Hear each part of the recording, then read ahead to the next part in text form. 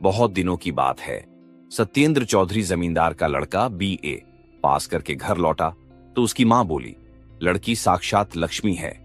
बेटा, बात सुन, एक बार देखा। सत्येंद्र ने सिर हिलाकर कहा, नहीं मां, अभी मुझसे किसी तरह न होगा, इससे मैं पास न हो सकूंगा। क्यों नहीं हो सकेगा? बहू रहेगी मेरे पास, तू पढ़ेगा लिखेगा कलकत्ता में, पास होने में तुझे क्या बाधा होगी? मैं तो सोच ही नहीं पाती सतू। नहीं मां, बहुत सुविधाजनक नहीं होगा, अभी मेरे पास समय नहीं है, इत्यादि कहता कहता सत्य बाहर जाने लगा। मां बोली, जा मत, ठहर, और भी बात है। थोड़ी रुककर बोली, मैंने वचन दिया है बेटा, मेरा मान नहीं रखेगा। सत्य लौटकर खड़ा हो असंतुष्ट होकर बोला, बिना पूछे वचन क्यों दे दिया? लड़के की बात सुनकर मां के हृदय को दुख हुआ। बोली, वह मुझसे अपराध हो गया, परंतु मुझे तो मां की बात रखनी ही होगी। इसके अतिरिक्त विधवा की लड़की बड़ी दुख ही है। बात सुन सत्य, राजी हो जा। अच्छा, फिर बताऊंगा, कहकर वह बाहर चला गया। मां बहुत देर चुपचाप खड़ी सोचती रही। यह उनकी एकमात्र संतान है। 7-8 वर्ष हुए, पति का स्वर्गवास हो गया। तब से विधवा स्वयं ही नायब गुमाश्ताओं की सहायता से बड़ी जमींदारी का शासन करती आ रही है। लड़का कलकत्ता रहकर कॉलेज में पढ़ता है। जमींदारी गृहस्थी का कोई समाचार भी उसे नहीं रोक पाता। माता ने मन ही मन सोच रखा था, लड़के के वकालत पास कर लेने पर उसका विवाह करेगी एवं पुत्र और पुत्रवधू के हाथ में जमींदारी गृहस्थी का संपूर्ण भार देकर निश्चिंत हो जाएगी। इससे पूर्व लड़के को गृहस्थ बनाकर वे उसकी उच्च शिक्षा में बाधा नहीं बनेंगी। परंतु बात कुछ और ही बदल गई। पति की मृत्यु के पश्चात इस घर में इतने दिनों तक कोई काज कर्म नहीं हुआ। उस दिन किसी एक व्रत के उपलक्ष्य में सारे गांव को न्योता दे दिया। स्वर्गवासी अतुल मुखर्जी की दरिद्र विधवा 11 वर्ष की लड़की को लेकर निमंत्रण रखने आई थी। वह लड़की उन्हें बहुत पसंद आई। केवल यह लड़की अत्यंत सुंदरी हो सो ही नहीं, इतनी सी उम्र में ही लड़की अशेष गुणवती है, यह भी उन्होंने 2-4 बातें करके ही समझ लिया था। मां मन ही मन बोली, अच्छा, पहले तो लड़की दिखाऊंगी, तब फिर कैसे पसंद नहीं होगी देखा जाएगा। दूसरे दिन दोपहर का समय, सत्य भोजन करने के लिए माता के कमरे में घुसते ही स्तब्ध खड़ा रह गया। उसके खाने की जगह के ठीक सामने आसन बिछाकर मां ने बैकुंठ की लक्ष्मी देवी को हीरा मुक्ताओं से सजाकर बैठा रखा था। मां घर में घुसते ही बोली, खाने के लिए बैठ। सत्येंद्र जैसे सोते से जगा। वह हड़बड़ाता हुआ बोला, यहां क्यों, और कहीं मुझे खाने को परोस दो। मां मंद मंद मुस्कुराती हुई बोली, तू सचमुच ही विवाह करने तो जा नहीं रहा है? इस छोटी सी लड़की के सामने तुझे लज्जा क्यों आती है? मैं किसी से लज्जा नहीं करता, कहकर सत्य पेंच जैसा मुंह बनाकर सामने बिछे आसन पर बैठ गया। मां चली गई। 2 मिनट के भीतर ही वह भोजन सामग्री को थोड़ा बहुत मुंह में डालकर उठ गया। बाहर वाले कमरे में घुसते हुए देखा, मित्र लोग आ जुटे हैं और चौसर छक्के डाले जा रहे हैं। उसने पहले से ही दृढ़ आपत्ति प्रकट करते हुए कहा, मैं किसी तरह नहीं बैठ सकूंगा, मेरा सिर भारी हो रहा है। कहकर कमरे के एक कोने में सरक तकिए पर माथा रखकर आंखें बंद करके सो गया। मित्रों को मन ही मन कुछ आश्चर्य हुआ एवं खेलने वालों की कमी होने के कारण चौसर उठाकर शतरंज बिछा ली। शाम तक बहुत हार जीत हुई, परंतु सत्य एक बार भी नहीं उठा, एक बार भी नहीं पूछा कौन हारा कौन जीता। आज यह सब उसे अच्छा ही नहीं लग रहा था।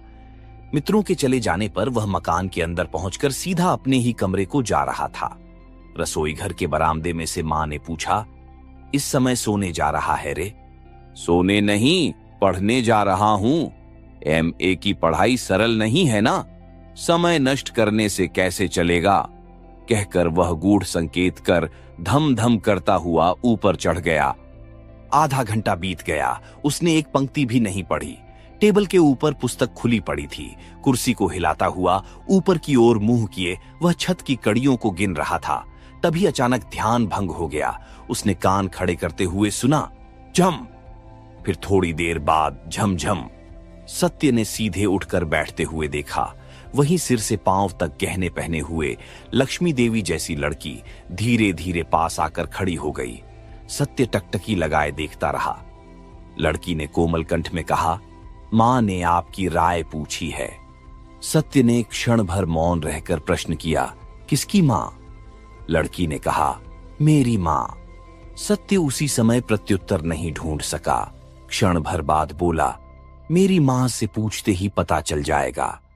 लड़की लौटी जा रही थी। सत्य ने अचानक प्रश्न कर डाला, तुम्हारा नाम क्या है? मेरा नाम राधा रानी है, कहकर वह चली गई। किसी प्रकार राधा रानी जबरदस्त ध्यान भुलाकर सत्य MA पास करने के लिए कलकत्ता चला आया है। विश्वविद्यालय की समस्त परीक्षाओं में उत्तीर्ण न होने तक किसी भी प्रकार नहीं, बहुत संभव है बाद में भी नहीं, वह विवाह ही नहीं करेगा। कारण, गृहस्थी में पड़ जाने से मनुष्य का आत्मसंभ्रम नष्ट हो जाता है, इत्यादि इत्यादि। तो भी रह रहकर उसका संपूर्ण मन जैसे न जाने कैसा हो उठता है। कहीं भी कोई नारी मूर्ति देखते ही एक अन्य छोटा सा मुख उसके पास ही प्रकट होकर उसको ढंकता हुआ अकेला विराजमान हो उठता है। सत्य किसी भी प्रकार उस लक्ष्मी प्रतिमा को भूल नहीं पाता। सदैव से ही वह नारी के प्रति उदासीन रहा है। अचानक यह उसे क्या हो गया है कि राह घाट में कहीं भी एक विशेष उम्र की किसी लड़की को देखते ही उसे अच्छी तरह देखने की इच्छा हो उठती है। हजार चेष्टाएं करने पर भी वह जैसे किसी प्रकार आंखें नहीं हटा पाता। देखते देखते अचानक शायद अत्यंत लज्जित होकर संपूर्ण शरीर बार बार सिहर उठता है और वह उसी समय किसी भी एक रास्ते को पकड़कर शीघ्रतापूर्वक खिसक जाता है। सत्य को तैरकर स्नान करना बहुत अच्छा लगता था। उसके छोर बागान के निवास से गंगा नदी दूर नहीं है।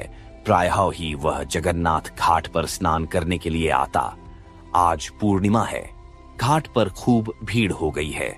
गंगा तट पर आकर वह जिस उड़िया ब्राह्मण को सूखे कपड़ों की जिम्मेदारी सौंपकर पानी में घुसता है, उसी की ओर चले आते हुए एक जगह बाधा पाकर रुककर देखा 4-5 लोग एक ओर देख रहे हैं। सत्य उन लोगों की दृष्टि का अनुसरण करके देखते हुए आश्चर्य से स्तब्ध रह गया। उसके मन को लगा, एक साथ इतना रूप उसने और कभी किसी स्त्री शरीर में नहीं देखा। लड़की की उम्र 18-19 से अधिक न थी। पहनावे में सीधी सादी काली पाड़ की धोती, संपूर्ण शरीर आभूषणहीन घुटनों के बल बैठी हुई, मस्तक पर चंदन की छाप लगवा रही थी एवं उसी का परिचित पंडा एकाग्र चित्त से सुंदरी के कपोल और नाक पर चंदन की रेखा खींच रहा था। सत्य पास जाकर खड़ा हो गया। पंडा सत्य से यथेष्ट दक्षिणा पाया करता था। इसी से उसने रूपसी के चंद्रमुख की खातिरदारी त्याग करके हाथ के छापे रखते हुए बड़े बाबू के सूखे वस्त्रों के लिए हाथ बढ़ा दिया। दोनों की आंखें चार हुई। सत्य झटपट कपड़ों को पंडे के हाथ में दे शीघ्रतापूर्वक सीढ़ियां पार करके पानी में घुस गया। मगर आज उसे लहरें नहीं काटी जा सकीं। किसी प्रकार स्नान पूरा करके जब वह वस्त्र बदलने के लिए ऊपर आया, तब तक वह असामान्य रूप सी चली गई थी। उस दिन उसका मन दिन भर गंगा गंगा करने लगा एवं दूसरे दिन अच्छी तरह सवेरा होने से पहले ही मां गंगा ने उसे ऐसी जोर से खींचा कि वह विलंब न करके छूटी से एक वस्त्र खींचकर गंगा यात्रा को चल दिया। घाट पर आकर देखा, अपरिचिता रूप सी अभी अभी स्नान करके ऊपर आई है और पहले दिन की भांति आज भी ललाट को चित्रित करा रही है। आज भी चारों आंखें मिली। आज भी उसके सर्वांग में बिजली दौड़ गई और वह किसी प्रकार कपड़े छोड़कर शीघ्रतापूर्वक चल दिया। रमणी प्रतिदिन बहुत अंधेरे ही गंगा स्नान करने आती है, सत्य यह जान गया। इतने दिन जो दोनों का साक्षात्कार नहीं हुआ, उसका एकमात्र कारण है, पहले सत्य स्वयं ही बहुत अबेर करके स्नान करने आता था। जाह्नवी तट पर ऊपर ही ऊपर आज 7 दिनों से दोनों की 4 आंखें मिल रही हैं, परंतु मुंह से बात नहीं निकलती। शायद उसकी आवश्यकता भी नहीं थी। कारण, जिस जगह आंखों की बात होती है, उस जगह मुंह की बात को चुप ही रह जाना पड़ता है। अपरिचिता रूप सी जो भी हो, उसने आंखों से बात करते हुए शिक्षा दी है एवं उस विद्या के पारदर्शी सत्य के अंतर्यामी ने भीतर हृदय में उसे अनुभव कर लिया है। उस दिन स्नान करके वह कुछ अन्य मनस्क की भांति लौट रहा था। अचानक उसके कानों में पड़ा, एक बात सुनिए। मुंह उठाकर देखा, रेलवे लाइन के उस पार वही रमणी खड़ी हुई है। उसकी बाईं बगल में जलपूर्ण छोटा सा पीतल का कलश और दाहिने हाथ में गीला कपड़ा है। उसने सिर झुकाकर इशारे से बुलाया। सत्य इधर उधर देखकर पास जाकर खड़ा हो गया। उसने उत्सुक नेत्रों से देखते हुए कोमल कंठ से कहा, मेरी नौकरानी आज नहीं आई है, दया करके मुझे कुछ आगे तक पहुंचा दें तो बहुत अच्छा हो। और दिन वह दासी को साथ लेकर आती थी, आज अकेली है। सत्य के मन में विविधा होने लगी। यह काम अच्छा नहीं है। मन को एक बार ऐसा भी लगा, परंतु वह ना नहीं कह सका। रमणी उसके मन के भाव का अनुमान कर कुछ हंस गई।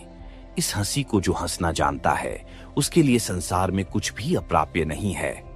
सत्य ने तुरंत ही चलिए कहकर उसका अनुसरण किया। 2-4 कदम आगे बढ़कर रमणी ने फिर बात की। दासी बीमार है, वह आ नहीं सकती, परंतु मैं भी गंगा स्नान किए बिना रह नहीं सकती। आपको भी देखती हूं, यही बुरी आदत है। सत्य ने आहिस्ता से उत्तर दिया, जी हां, मैं भी प्रायः गंगा स्नान करता हूं। यहां आप कहां रहते हैं? चोर बागान में मेरा घर है। मेरा मकान जोड़ा सांकू में है। आप मुझे पत्थरियां घाट के मोड़ तक पहुंचाकर बड़ी सड़क से चले जाइएगा। ठीक है। बहुत देर और कोई बात नहीं हुई। चीतपुर के रास्ते पर आकर रमणी मुड़कर खड़ी होती हुई फिर वैसी ही हंसी हंसकर बोली, पास ही हम लोगों का मकान है, अब चली जाऊंगी, नमस्कार। नमस्कार कहकर सत्य गर्दन झुकाए हुए झटपट चला गया। उस दिन भी उसकी छाती के भीतर न जाने क्या होता रहा, वह लिखकर बताना असाध्य है। जवानी में कामदेव के पुष्प बाण का आघात जिन्हें सहना पड़ा है, केवल उन्हीं को अनुमान हो सकेगा। केवल वे ही समझ सकेंगे उस दिन क्या हुआ। सब लोग न समझेंगे। किस उन्माद के नशे में डूबकर जल, स्नान, आकाश, वायु सब रंगीन दिखाई देने लगे। समस्त चैतन्य जगत किस तरह चेतना खो बैठा है। एक मुखड़ा प्राणहीन चुंबक शलाका की भांति केवल इसी एक ओर झुक पड़ने के लिए प्रतिक्षण उन्मुख बना रहा। दूसरे दिन सवेरे सत्य ने झककर उठते हुए देखा, धूप निकल आई है। एक पीड़ा की लहर उसके कंठ तक को आलोकित करती हुई जम गई। उसने निश्चित रूप से समझा, आज का दिन तो एकदम व्यर्थ हो गया है। नौकर सामने से जा रहा था, उसे बुरी तरह धमकाते हुए कहा, हरामजादे, इतनी देर हो गई, मुझे तू हिला भी नहीं सकता था। जा, तुझ पर 1 रुपया जुर्माना किया। वह बेचारा हतबुद्धि हो देखता रहा। सत्य दूसरा कपड़ा लिए बिना नाराज मुंह से घर से निकलकर बाहर चल दिया। सड़क पर आकर किराए की गाड़ी की एवं गाड़ीवान को पत्थरियां घाट के भीतर होकर चलने का हुक्म देकर रास्ते के दोनों ओर प्राणपण से आंखें बिछा रखी। परंतु गंगा तट पर आकर घाट की ओर देखते ही उसका संपूर्ण क्षोभ जैसे ठंडा हो गया। अपितु मन को लगा जैसे अचानक ही मार्ग पर पड़े हुए किसी अमूल्य रत्न को उठा लिया। गाड़ी से उतरते ही वह कोमलता पूर्वक हंसते हुए अत्यंत परिचित की भांति बोली, इतनी देर क्यों? मैं आधे घंटे से खड़ी हुई हूं, जल्दी नहा लीजिए, आज भी मेरी दासी नहीं आई।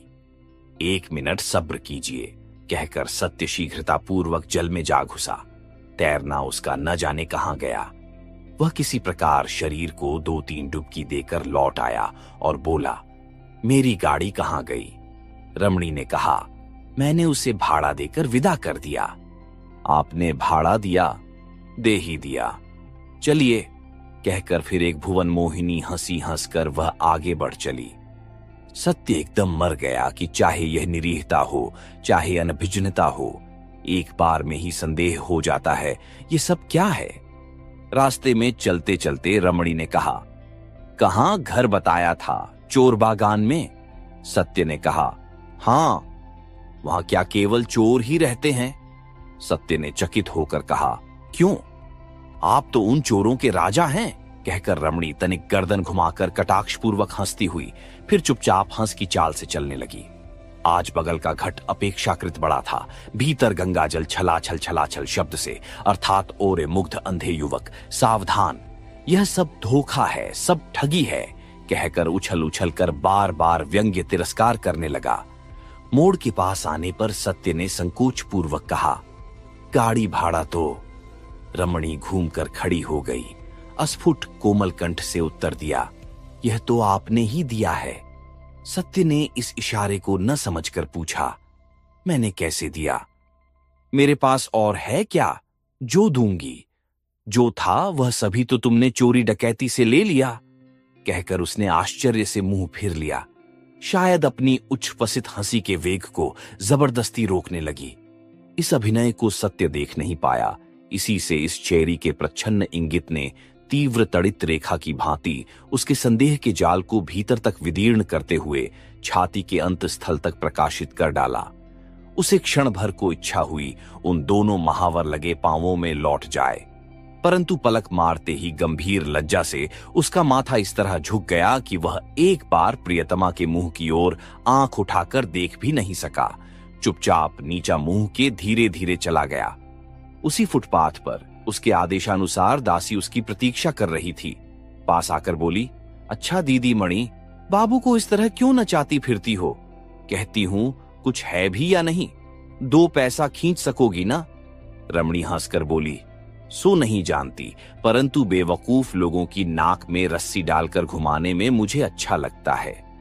दासी भी कुछ देर तक हंसकर बोली, यह भी तुम ही कर सकती हो, परंतु कुछ भी कहो दीदी मणि, देखने में जैसे राजकुमार हैं, जैसी आंखें और मुंह है, वैसा ही रंग भी है। तुम दोनों सच मानो खड़े होकर बातें कर रहे थे तो लगता था जैसे गुलाब के 2 फूल खिले हुए हों।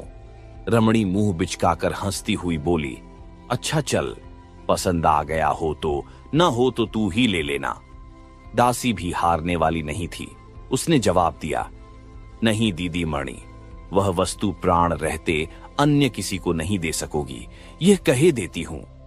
ज्ञानियों ने कहा है, असंभव घटना आंखों देखी होने पर भी नहीं कहनी चाहिए, कारण अज्ञानी लोग उस पर विश्वास नहीं करेंगे। इसी अपराध से श्रीमंत बेचारा किसी श्मशान में जा चुका है। खैर, कुछ भी हो, यह एकदम सच्ची बात है कि सत्य जैसे आदमी ने उस दिन घर लौटकर टेनिसन की कविताएं पढ़ी एवं डॉन जॉन की कविताओं का बंगला अनुवाद करने बैठ गया। वह इतना बड़ा हो चुका था, परंतु इस बार भी इस संशय का कण भर भी उसके मन में नहीं उठा कि दिन के समय में शहरी राह घाट में ऐसे अद्भुत प्रेम की बाढ़ संभव भी हो सकती है या नहीं, अथवा उस बाढ़ का प्रवाह यदि सर्वांग को डुबाता हुआ उठा तो वह निरापद भी रह सकेगा या नहीं। 2 दिन बाद स्नान करके घर लौटते हुए मार्ग में अपरिचिता ने अचानक कहा, कल रात थिएटर देखने गई थी। सरला का कष्ट देखते ही छाती फटने लगती है ना? सत्य ने सरला का नाटक नहीं देखा था, स्वर्णलता नामक पुस्तक अवश्य पढ़ी थी। धीरे से बोला, हां, बहुत बार दुख पाकर ही उसकी मृत्यु हुई। रमणी दीर्घ निश्वास छोड़ती हुई बोली, ओफ, कितना भयानक कष्ट। अच्छा, सरला ने अपने पति को इतना प्यार क्यों किया और उसकी जिठानी क्यों नहीं कर सकी, कह सकते हैं? सत्य ने संक्षेप में उत्तर दिया, यह स्वभावजन्य है। रमणी बोली, ठीक यही बात है। विवाह तो सभी का होता है, परंतु सभी स्त्री पुरुष क्या परस्पर समान रूप से प्रेम कर पाते हैं? नहीं कर पाते। कितने लोग हैं जो जीवन पर्यंत यह नहीं जान पाते कि प्रेम क्या वस्तु है। जानने की क्षमता ही उनमें नहीं होती। देखिए, कितने ही लोग गाने बजाने को 1000 अच्छा होते हुए भी मन लगाकर नहीं सुन पाते। कितने ही लोग किसी तरह नाराज नहीं होते, नाराज हो ही नहीं सकते। लोग उनके बहुत गुण गाते हैं, परंतु मेरी तो निंदा करने की इच्छा होती है। सत्य ने हंसते हुए कहा, क्यों? रमणी ने उद्दीप्त कंठ से उत्तर दिया, उन्हें अक्षम कहकर। अक्षमता में थोड़े बहुत गुण भी हो सकते हैं, परंतु दोष अधिक हैं। यही जैसे सरला का जेठ स्त्री के इतने बड़े अत्याचार पर भी उससे नाराज नहीं होता। सत्य चुप बना रहा। उसने फिर कहा, और उसकी स्त्री यह प्रमदा भी कितनी शैतान औरत है।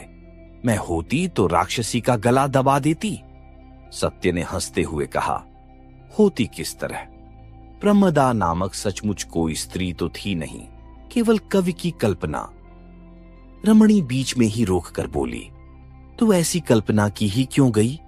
अच्छा, सब लोग कहते हैं सभी मनुष्यों के भीतर भगवान है, आत्मा है, किंतु प्रमदा के चरित्र को देखकर नहीं लगता कि उसके भीतर भी भगवान थे। तुमसे सत्य कहती हूं, कहीं भी बड़े बड़े लोगों की पुस्तकें पढ़कर मनुष्य भले बने, मनुष्य को मनुष्य प्यार करे, सो तो नहीं। ऐसी पुस्तकें लिखती हैं कि पढ़कर मनुष्य पर मनुष्य की घृणा उत्पन्न होती है। विश्वास नहीं होता कि सचमुच ही सब मनुष्यों के हृदय में भगवान का निवास होता है।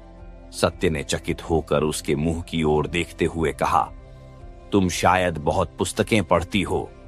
रमणी बोली, अंग्रेजी तो नहीं जानती, बंगला की जो भी किताबें निकलती हैं सबको पढ़ती हूं। किसी किसी दिन सारी रात पढ़ती हूं। यही तो बड़ी सड़क है। चलो ना हमारे घर, जितनी पुस्तकें हैं सब दिखाऊंगी। सत्य चौंक उठा, तुम लोगों के घर? हाँ, हम लोगों के घर। चलो, चलना ही होगा तुम्हें। अचानक सत्य का मुंह पीला पड़ गया। वह भयभीत होकर कह उठा, नहीं नहीं, छह छह छह छह कुछ नहीं, चलो। नहीं नहीं, आज नहीं, आज रहने दो, कहकर सत्य कांपते हुए पांवों से शीघ्रतापूर्वक चल दिया। इस अपरिचिता प्रेयसी के प्रति गंभीर श्रद्धा भाव से आज उसका हृदय भर गया। सवेरे के समय स्नान करके सत्य धीरे धीरे घर लौटा। उसकी दृष्टि क्लांत सजल थी, आंखों की पलक उस समय भी गीली थे। आज 4 दिन बीत गए, उस अपरिचिता प्रियतमा को वह देख नहीं पाया है। फिर वह गंगा स्नान करने नहीं आई। आकाश पाताल की न जाने क्या क्या बातें उसने कुछ दिन से की हैं, उनकी सीमा नहीं। कभी कभी मन में दुश्चिंता भी उठी है, शायद वह बची ही न हो, शायद वह मृत्युशैया पर। कौन जाने। वह गली तो जानता है, परंतु और कुछ नहीं पहचानता। किसका मकान है, कहां मकान है, कुछ भी नहीं जानता। मन में सोचा सोच विचार, आत्मग्लानि से हृदय जला जा रहा है कि उस दिन क्यों नहीं चला गया, क्यों उसके सविनय अनुरोध की उपेक्षा कर दी थी। वह सचमुच ही मुझसे प्रेम करती थी। आंखों में नशा नहीं, हृदय में गहरी प्यास थी। उसमें छल कपट की छाया भी नहीं थी। जो थी वह सचमुच ही निस्वार्थ, सचमुच ही पवित्र, हार्दिक स्नेह था। बाबू, सत्य ने चौंकते हुए देखा। उसकी वही दासी जो साथ आती थी सड़क के किनारे खड़ी हुई है। सत्य घबराकर समीप आ भारी गले से बोला, क्या हुआ उन्हें? कहते ही उसकी आंखों में पानी भर आया, संभाल नहीं सका। दासी ने मुंह नीचा करके हंसी छिपा ली। शायद हंसी आ जाने के भय से ही मुंह नीचा किए हुए बोली, दीदी मणि बहुत बीमार हैं, आपको देखना चाहती हैं। चलो, कहकर सत्य तुरंत स्वीकृति दे आंखें पोंछकर साथ चल दिया। चलते चलते पूछा, क्या बीमारी है? बहुत अधिक बढ़ गई है क्या? दासी ने कहा, नहीं, सो तो कहीं, परंतु ज्वर अधिक है। सत्य ने मन ही मन हाथ जोड़कर मस्तक पर रखे और कुछ नहीं पूछा। मकान के सामने आकर देखा, बहुत बड़ा मकान है। दरवाजे के समीप बैठा एक हिंदुस्तानी दरबान ऊंघ रहा है। दासी से पूछा, मेरे जाने से तुम्हारी दीदी मणि के पिता नाराज तो नहीं होंगे? वे मुझे पहचानते नहीं। दासी ने कहा, दीदी मणि के पिता नहीं हैं, केवल मां हैं। दीदी मणि की भांति वे भी आपको बहुत प्यार करती हैं। सत्य ने और कुछ न कहकर भीतर प्रवेश किया। सीढ़ियों पर चढ़कर तीसरी मंजिल के बरामदे में आकर देखा, पास ही पास कमरे हैं। बाहर से जितना भी दिखाई पड़ता है, लगता है वे सब चमत्कार पूर्ण ढंग से सजे हुए हैं। किसी कमरे से उच्च हास्य के साथ तबला और घुंघरू का शब्द आ रहा है। दासी ने हाथ से दिखाते हुए कहा, यही घर है, चलिए। दरवाजे के सामने आकर वह हाथ से पर्दे को हटाती हुई बहुत उच्च कंठ से बोली, दीदी मणि, यह लो अपने नागर को। तीव्र हंसी और कोलाहल उठा। भीतर जो कुछ देखा उसे सत्य का संपूर्ण मस्तिष्क उलट पुलट हो गया। उसे लगा जैसे वह अचानक बेहोश होता हुआ गिरा जा रहा है। किसी तरह दीवार को पकड़कर उसी जगह आंखें बंद करके वह चौखट के ऊपर बैठ गया। कमरे के भीतर तख्त था। गद्दी चादर आदि के बिछौने के ऊपर 2-3 सभ्य वेशधारी पुरुष बैठे थे। एक आदमी हारमोनियम, एक तबला लिए बैठा था। एक अन्य व्यक्ति दत्तचित हो शराब पी रहा था और वह शायद अकेली नाच रही थी। दोनों पांवों में घुंघरू बंधे हुए थे। संपूर्ण शरीर विविध प्रकार के आभूषणों से भूषित था। सुरारंजित दोनों आंखें झूम झूम रही थीं। झटपट समीप आकर सत्य का एक हाथ पकड़ खिलखिलाकर हंसती हुई बोली, दोस्त को मिर्गी की बीमारी है क्या? लो भाई, तैयारी मत करो, उठो, इस सब से मुझे बड़ा डर लगता है। प्रबल तड़ित वेग से हतचेतन मनुष्य जिस तरह कांपता हुआ हिलने लगता है, उसके कर स्पर्श से सत्य नीचे से ऊपर तक उसी प्रकार कांपकर घबराने लगा। रमणी ने कहा, मेरा नाम श्रीमती बिजली है। तुम्हारा नाम क्या है भाई? बाबू, बाबू। सब लोगों ने हे करके अट्टहास मचा दिया। दीदी मणि की दासी तो हंसी से भरकर एकदम मेज के ऊपर जा लेटी। क्या रंग लाती हो दीदी मणि? बिजली कृत्रिम रोष भरे स्वर से उसे थोड़ा धमकाती हुई बोली। ठहर, बकबक मत कराओ, उठाओ, कहकर जबरदस्ती सत्य को खींच लाकर एक चौकी के ऊपर बैठाकर उसके पांवों के समीप घुटने टिकाकर बैठ गई और हाथ जोड़कर गाना आरंभ कर दिया। आजू रजनी हम भागे पोहायनु, पेखलू पिया मुख चंदा, जीवन यौवन सफल करी मानलू, दश दिश भेल निर्दंदा, आज मझु गेह गेह करी मानलू, आजू मझु देह भेल देहा, आजू वही मोहे अनुकूल होयल, टूटल सबहु संदेहा, सोह को किलब लाख लाख डाकू, लाख उदय करु चंदा, पांच बाण अब लाख बाण हो, प्रलय पवन बहु मंदा, अब मझु जबहू पिया संग होयत, तबहू मानव निज देहा। जिस आदमी ने शराब पी रखी थी उसने उठकर सत्य के पांवों के समीप दंडवत प्रणाम किया। उसे नशा चढ़ रहा था। रोता हुआ बोला, पंडित जी महाराज, मैं बड़ा पातकी हूं, थोड़ी पद रज दें। भाग्य की विडंबना से आज स्नान के उपरांत सत्य कुछ धूली भरे कपड़े पहने हुए था। जो व्यक्ति हारमोनियम बजा रहा था वह थोड़ा बहुत होश में था। उसने सहानुभूति के स्वर में कहा, क्यों बेचारे का झूठ मूठ तमाशा बना रहे हो? बिजली हंसती हंसती बोली, वाह, झूठ मूठ कैसे? ये तो सचमुच का तमाशा है। तभी तो ऐसे आमोद के दिन घर लाकर तुम्हें तमाशा दिखा रही हूं। अच्छा, सिर फिरे बाबू, सच तो बता भाई, तू मुझे क्या समझता था? प्रतिदिन गंगा स्नान को जाती हूं, कर्म से ब्राह्मण भी नहीं हूं, मुसलमान क्रिस्तान भी नहीं हूं। हिंदू घर की इतनी बड़ी उम्र की लड़की सधवा हो सकती है अथवा विधवा किस मतलब से प्रीति करने चला था? बोल तो, ब्याह करने के लिए या भुलावा देकर उड़ा ले जाने को? एक भारी हंसी मच गई। तदुपरांत सब लोग मिलकर कितनी ही बातें करने लगे। सत्य ने एक बार भी मुंह नहीं उठाया, किसी भी बात का जवाब नहीं दिया। वह मन में क्या सोच रहा था, उसे किस तरह कहा जाए और कहने पर भी समझेगा कौन? खैर, रहने दो।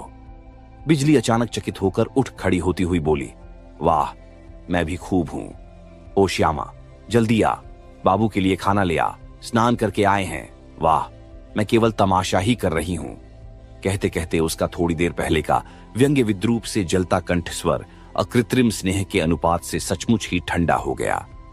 थोड़ी देर बाद दासी ने एक थाल में खाने की वस्तुएं लाकर हाजिर कर दी।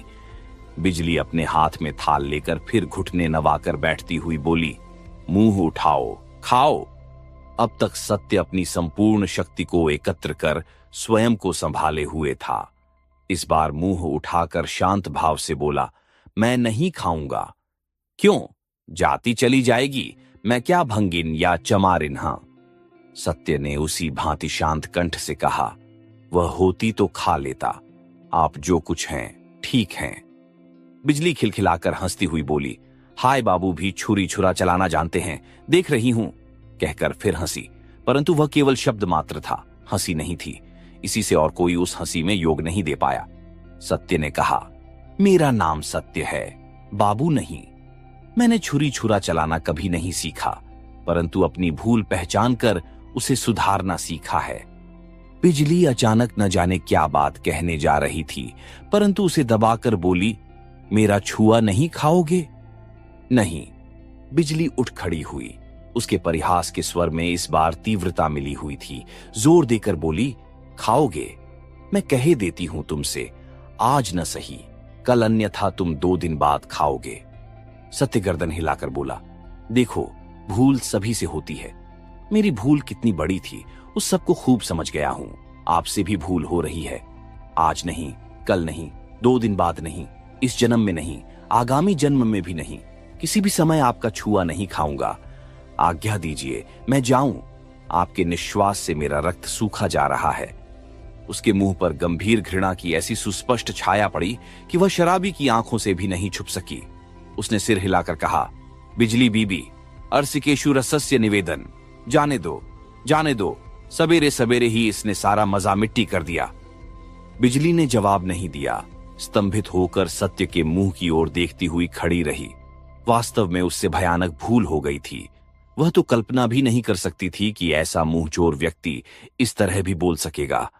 सत्य आसन छोड़कर उठ खड़ा हुआ। बिजली मृदु स्वर में बोली, थोड़ा और बैठो। शराबी सुनते ही चिल्ला उठा, ओ हूं, पहली चोट में थोड़ा जोर दिखाएगा, जाने दो, जाने दो, डोर ढीली करो, डोर ढीली करो। सत्य कमरे के बाहर आ गया। बिजली ने पीछे से आकर राह रोकते हुए धीरे धीरे कहा, वे लोग देख लेते, इसी से, अन्यथा मैं हाथ जोड़कर कहती हूं, मुझसे बड़ा अपराध हो गया है। सत्य दूसरी ओर मुंह करके चुप बना रहा। उसने दोबारा कहा, यह बगल वाला कमरा मेरे लिखने पढ़ने का कमरा है। एक बार देखोगे नहीं? एक बार आओ, माफी चाहती हूं। नहीं, कहकर सत्य सीढ़ियों की ओर अग्रसर हुआ। बिजली पीछे पीछे चलती हुई बोली, कल मुलाकात होगी? नहीं। तो क्या कभी मुलाकात नहीं होगी? नहीं। रुदन से बिजली का कंठ रुद्ध हो गया। थूक निगलकर जोर लगाकर गले को साफ करती हुई बोली, मुझे विश्वास नहीं होता कि फिर मुलाकात नहीं होगी, परंतु तो भी यदि न हो तो बताओ, मेरी इस बात पर विश्वास करोगे? भग्न स्वर सुनकर सत्य चकित हो गया, परंतु इन 15-16 दिनों से जो अभिनय उसने देखा है, उनके आगे तो यह कुछ भी नहीं है। तो भी वह मुंह फेर कर खड़ा हो गया। उस मुख की प्रत्येक रेखा पर सुदृढ़ अविश्वास को पढ़कर बिजली की छाती फट गई। परंतु वह क्या करेगी? हाय हाय, विश्वास कराने के सभी उपाय उसने जैसे कूड़े करकट की भांति अपने ही हाथ से झाड़कर फेंक दिए थे। सत्य ने पूछा, क्या विश्वास करूं? बिजली के होंठ कांप उठे, परंतु स्वर नहीं निकला। आंसुओं के भार से बोझिल दोनों नेत्र क्षण भर के लिए ऊपर उठाकर नीचे कर लिए। सत्य ने उन्हें भी देखा, परंतु आंसू क्या नकली नहीं होते। बिजली मुंह उठाए बिना भी समझ गई, सत्य प्रतीक्षा कर रहा है। परंतु उस बात को वह किसी प्रकार भी मुंह से बाहर नहीं निकाल सकी, जो बाहर निकलने के लिए उसकी छाती के अंजर पंजरों को तोड़े फोड़े दे रही थी। वह प्यार करती थी। उस प्यार की बात को सार्थक करने के लिए वह इस रूप की भंडार देह का भी शायद एक फटे हुए कपड़े के टुकड़े की भांति त्याग कर सकती थी। परंतु कौन उसका विश्वास करेगा? वह तो दागी आसामी है। अपराधी के 100 करोड़ चिन्ह सर्वांग पर लगाए विचारक के सामने खड़ी होकर आज वह किस प्रकार मुंह पर लाए कि अपराध करना ही उसका पेशा अवश्य है, परंतु इस बार वह निर्दोष है। जितना विलंब होने लगा उतना ही वह समझने लगी, विचारक उसे फांसी का हुक्म देने बैठा है, परंतु किस तरह वह रोकेगी उसे? सत्य अधीर हो उठा था। वह बोला, जा रहा हूं। बिजली तब भी मुंह नहीं उठा सकी, परंतु इस बार बोली, जाओ, परंतु जिस बात पर अपराध में डूबी रहने पर भी मैं विश्वास करती हूं, उस बात का अविश्वास करके तुम अपराधी मत बनना। विश्वास करो, सभी के शरीर में भगवान वास करते हैं। जीवन पर्यंत वे शरीर को छोड़कर नहीं जाते। कुछ ठहर कर कहा, सभी मंदिरों में देवता की पूजा नहीं होती, तो भी वे देवता हैं। उन्हें देखकर सिर चाहे न झुक सके, परंतु उन्हें ठुकराकर भी नहीं जाया जा सकता। कहकर पद शब्द सुनकर उसने मुंह उठाकर देखा। सत्य धीरे धीरे चुपचाप चला जा रहा था। स्वभाव के विरुद्ध विद्रोह किया जा सकता है, परंतु उसे बदला तो नहीं जा सकता। नारी शरीर पर सैकड़ों अत्याचार चल सकते हैं, परंतु नारीत्व को अस्वीकार करने से नहीं चलेगा। बिजली नर्तकी है, तथापि वह नारी भी है। जीवन भर हजारों अपराधों की अपराधिनी रही, तो भी उसकी यह देह नारी देह ही तो है। घंटे भर बाद जब वह कमरे में लौट कर आई, उस समय उसकी लांछित अर्धमृत नारी प्रकृति अमृत के स्पर्श से झगकर उठ बैठी थी। इस अत्यंत थोड़े से समय के भीतर ही उसके संपूर्ण शरीर में न जाने कैसा अद्भुत परिवर्तन हो गया था। उसे शराबी तक खूब समझ गया। वह मुंह खोलकर कह बैठा, क्यों बिजली, आंखों की पलक तो भीगी हुई है। भैया रे, लौंडा भी एक ही जिद्दी था। ऐसी वस्तुएं भी मुंह में नहीं डाली। दो थाली जरा आगे तो बढ़ा दो रे, कहकर स्वयं ही थाली खींचकर खाने लगा। उसकी एक भी बात बिजली के कानों में नहीं पड़ी। अचानक अपने पांवों में बंधे दिखाई देने वाले घुंघरुओं ने जैसे बिच्छुओं की भांति उसके दोनों पांवों में डंक मार दिया। उसने झटपट उन्हें खोलकर फेंक दिया। एक आदमी ने पूछा, खोल भी दिए? बिजली मुंह उठाकर थोड़ा हंसती हुई बोली, अब इन्हें नहीं पहनूंगी। अर्थात अब कभी नहीं, बाईजी मर गई। शराबी संदेश चबा रहा था। बोला, किस रोग से बाईजी? बाईजी फिर हंसी। ये वही हंसी थी। हंसती हुई बोली, जिस रोग से दीपक जलने पर अंधेरा मर जाता है, सूर्य निकलने पर रात्रि मर जाती है, आज उसी रोग से तुम लोगों की बाईजी सदैव के लिए मर गई भाई। 4 वर्ष बाद की बात कह रहा हूं। कलकत्ता के एक बड़े मकान में जमींदार के लड़के का अन्नप्राशन है। खाने पीने का विशाल आयोजन समाप्त हो चुका है। संध्या के बाद बाहर वाले मकान में प्रशस्त आंगन में महफिल का प्रबंध करके आमोद आह्लाद नृत्य गायन का आयोजन चल रहा है। एक ओर 3-4 नर्तकियां हैं, यही नृत्य गायन करेंगी। दूसरी मंजिल के बरामदे में चिक की आड़ में बैठी राधा रानी अकेले नीचे के जन समागम को देख रही थी।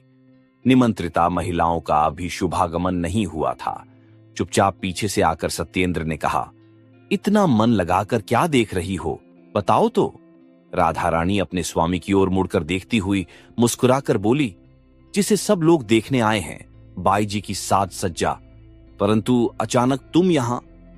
पति ने हंसकर जवाब दिया, अकेली बैठी हो, इसी से एक बात कहने आया हूं। ऐसा? सचमुच?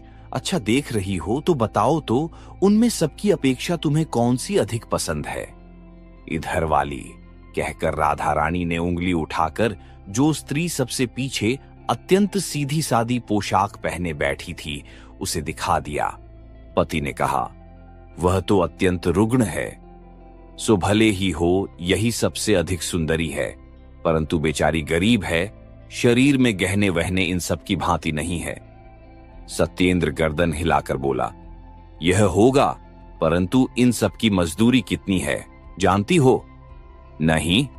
सत्येंद्र ने हाथ से दिखाते हुए कहा, ये 30-30 रुपए की है, और जिसे गरीब कहती हो उसके 200 रुपए। राजा रानी चौंक उठी। 200? क्यों? वह क्या बहुत अच्छा गाती है? कान से कभी सुना नहीं। लोग कहते हैं 4-5 वर्ष पहले बहुत अच्छा गाती थी, परंतु अब गा सकेगी या नहीं, कहां नहीं जा सकता। तब इतने रुपए देकर क्यों लाए? इससे कम पर वह नहीं आती। इतने पर भी आने को राजी नहीं थी, बहुत मना मनू कर लाई गई। राधा रानी और अधिक चकित होकर पूछने लगी, रुपए देकर भी मनाना मनूना क्यों? सत्येंद्र समीप ही एक चौकी खींचकर बैठता हुआ बोला, उसका पहला कारण, उसने व्यवसाय छोड़ दिया है। गुण उसका कितना भी हो, इतना रुपया कोई सहज ही देना भी नहीं चाहता। उसका भी आना नहीं होता, यही उसकी बात है। दूसरा कारण मेरी अपनी ही गरज है। इस बात पर राधा रानी ने विश्वास नहीं किया, तो भी आग्रह से आगे खिसक कर बैठती हुई बोली, तुम्हारी गरज लाख होगी, परंतु व्यवसाय क्यों छोड़ दिया, सुनोगी? हां, बोला। सत्येंद्र क्षण भर चुप रहकर बोला, उसका नाम बिजली है। एक समय, किंतु यहां पर लोग आ जाएंगे रानी, घर में चलोगी? चलूंगी, चलो, कहकर राधा रानी उठकर खड़ी हो गई। पति के पांवों के पास बैठकर सब कुछ सुनकर राधा रानी ने आंचल से आंखें पोंछ ली। अंत में बोली, इसी से आज उसका अपमान करके बदला लोगे, ये बुद्धि तुम्हें किसने दी? इधर सत्येंद्र की आंखें भी शुष्क नहीं थीं, बहुत बार गला भी भर आया था। वह बोला, अपमान अवश्य है, परंतु उस अपमान को हम 3 लोगों के अतिरिक्त और कोई नहीं जान सकेगा, कोई जानेगा भी नहीं। राधा रानी ने जवाब नहीं दिया। एक बार फिर आंचल से आंखें पोंछकर बाहर चली गई। निमंत्रित भद्र पुरुषों से महफिल भर गई थी एवं ऊपर बरामदे में बहुत सी स्त्रियों के कंठ का सलज्ज चीत्कार चिक के आवरण को भेदता हुआ आ रहा था। अन्यान्य नर्तकियां तैयार हो चुकी थीं, केवल बिजली उस समय भी सिर झुकाए बैठी थी। उसकी आंखों से पानी गिर रहा था। लंबे 5 वर्षों में उसका संचित किया हुआ धन प्रायः समाप्त हो चुका था। उसी के अभाव की ताड़ना से बाध्य होकर फिर वही कार्य अंगीकार करके आई थी जिसे उसने शपथ करके त्याग दिया था, परंतु वह मुंह उठाकर खड़ी नहीं हो पा रही थी। अपरिचित पुरुषों की तृष्णा दृष्टि के सम्मुख शरीर जैसे पत्थर की भांति भारी हो उठेगा। पांव इस तरह दुहरे होकर टूट पड़ना चाहेंगे। इसकी वजह 2 घंटे पहले कल्पना तक नहीं कर सकी थी। आपको बुला रही हैं। बिजली ने मुंह उठाकर देखा। पास ही खड़ा हुआ है एक 12-13 वर्ष का लड़का। उसने ऊपर के बरामदे की ओर निर्देश करते हुए दोबारा कहा, मां जी आपको बुला रही हैं। बिजली विश्वास नहीं कर पाई। जिज्ञासा की, कौन बुला रही है? मां जी बुला रही हैं। तुम कौन हो? मैं घर का नौकर हूं। बिजली गर्दन हिलाकर बोली, मुझे नहीं, तुम फिर पूछ कर आओ। बालक थोड़ी देर बाद लौट आकर बोला, आपका नाम बिजली है ना? आप ही को बुला रही हैं, आइए मेरे साथ। मां जी खड़ी हुई हैं। चलो, कहकर बिजली झटपट पांवों के घुंघरू खोलकर उनका अनुसरण करती हुई अंदर प्रविष्ट हो गई। मन में सोचा, गृहिणी की कोई विशेष फरमाइश है, इसीलिए वहां बुलाया गया है। शयन गृह के दरवाजे के समीप राधा रानी बालक को गोद में लिए खड़ी हुई थी। त्रस्त कुंठित पांवों से बिजली के सामने खड़े होते ही वह आदरपूर्वक हाथ पकड़कर उसे भीतर खींच लाई। एक चौकी के ऊपर जबरदस्ती बैठाकर मुस्कुराती हुई बोली, दीदी पहचानती हो? बिजली आश्चर्य से हतबुद्धि हो रही। राधा रानी गोद के लड़के को दिखाती हुई बोली, छोटी बहन को शायद पहचाना नहीं दीदी, इसका दुख नहीं है, परंतु इसे न पहचान पाने पर सचमुच ही झगड़ा करूंगी। कहकर मुंह दबाकर मंद मंद मुस्कुराने लगी। ऐसी हंसी देखकर भी बिजली कोई बात न कह सकी, परंतु उसका अंधकारपूर्ण आकाश धीरे धीरे स्वच्छ हो आने लगा। उस अनिंद्य सुंदर मातृमुख से सद्य विकसित गुलाब जैसे शिशु के मुख की ओर उसकी दृष्टि बंधी रह गई। राधा रानी निस्तब्ध थी। बिजली निर्निमेष आंखों से देख देख कर अचानक उठ खड़ी हुई। दोनों हाथ फैलाकर शिशु को गोद में लेकर जोर से छाती से चिपटाकर झरझर करती हुई रो पड़ी। राधा रानी ने कहा, दीदी, समुद्र को मथकर विष तो स्वयं पी लिया और समस्त अमृत इस छोटी बहन को दे दिया है। उन्होंने तुमसे प्यार किया था, इसीलिए मैंने उन्हें पाया है। सत्येंद्र के एक छोटे से फोटोग्राफ को हाथ में उठाए बिजली टकटकी बांधे देख रही थी। मुंह उठाकर मुस्कुराती हुई बोली, विष का विष ही तो अमृत है बहन। मैं वंचित नहीं रह आई। उसी विष ने इस घोर पापिनी को ऊपर कर दिया है। राधा रानी ने इस बात का उत्तर न देते हुए कहा, मुलाकात करोगी दीदी? बिजली क्षण भर आंखें बंद करके निश्चय करती हुई बोली, नहीं दीदी। 4 वर्ष पहले जिस दिन वे अछूत को पहचान कर घोर घृणा से मुंह फेर कर चले गए थे, उस दिन घमंड में भरकर मैंने कहा था, फिर मुलाकात होगी, तुम फिर आओगे। परंतु मेरा वह घमंड रहा नहीं और वे नहीं आए। परंतु आज देख रही हूं क्यों दर्पहारी ने मेरा वह दर्प नष्ट कर दिया। वे नष्ट करके अब किस तरह गढ़ेंगे, निकाल कर अब किस तरह लौटाएंगे, इस बात को मेरी तरह और कोई नहीं जानता बहन। कहकर वह फिर एक बार अच्छी तरह आंचल से आंखें पोंछकर बोली, प्राणों की ज्वाला से भगवान को निर्दय निष्ठुर कहकर अनेकों दोष दिए हैं, परंतु अब देख रही हूं इस पापिष्ठा पर उन्होंने कैसी दया की है। उस दिन उन्हें लौटा कर ले जाती तो मैं तो सब ओर से मिट्टी हो जाती। उन्हें भी नहीं पाती, स्वयं को भी हार जाती।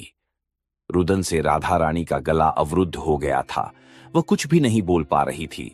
बिजली ने फिर कहा, सोचा था कभी मुलाकात होने पर उनके पांव पकड़कर एक बार और माफी मांगकर देखूंगी, परंतु उसकी अब जरूरत नहीं है। इस चित्र को केवल दे दो दीदी, मैं जा रही हूं। कहकर वह उठ खड़ी हुई।